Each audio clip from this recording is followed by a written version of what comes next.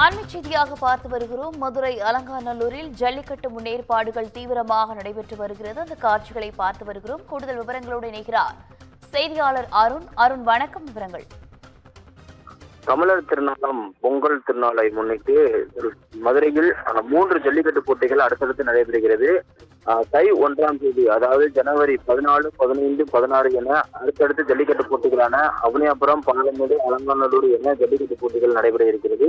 மதுரை மாவட்டத்தில் தமிழர் திருநாளாம் தை திருநாளை முன்னிட்டு ஜனவரி 14 முதல் 16 வரை அவனியாபுரம், பாலமேடு உலக புகழ்பெற்ற அலங்காநல்லூர் ஜல்லிக்கட்டு போட்டிகள் வெகு விமர்சையாக நடைபெற இருக்கிறது. இந்த ஜல்லிக்கட்டு போட்டிகளை மாவட்ட நிர்வாகமே ஏற்று நடத்த இருப்பதால் கடந்த 3ஆம் தேதி தமிழக வணிக வரி மற்றும் பத்திரப்பதிவுத்துறை அமைச்சர் மூர்த்தி தலைமையில் முகூர்த்தக்கால் ஊண்டப்பட்டு தற்போது இந்த ஜல்லிக்கட்டு போட்டிக்கான பணிகள் தொடங்கி வைக்கப்பட்டது.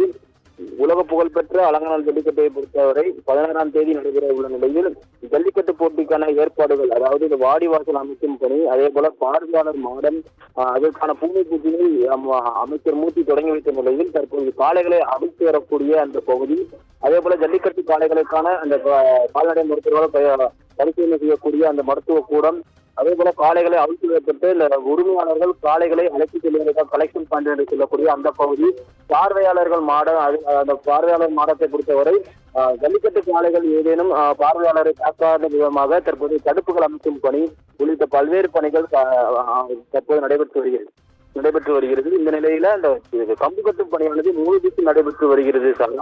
தற்போது ஜல்லிக்கட்டு போட்டியை பொறுத்தவரை மாவட்ட நிர்வாகமே ஏற்று நடத்துவதால் அதற்கான அடிப்படை வசதிகள் முதல் அனைத்து வசதிகளும் தற்போது தீவிரமாக தயார்படுத்தி வரக்கூடிய காட்சியை தான் நாம் பார்த்து வருகிறோம். விவரங்களுக்கு நன்றி.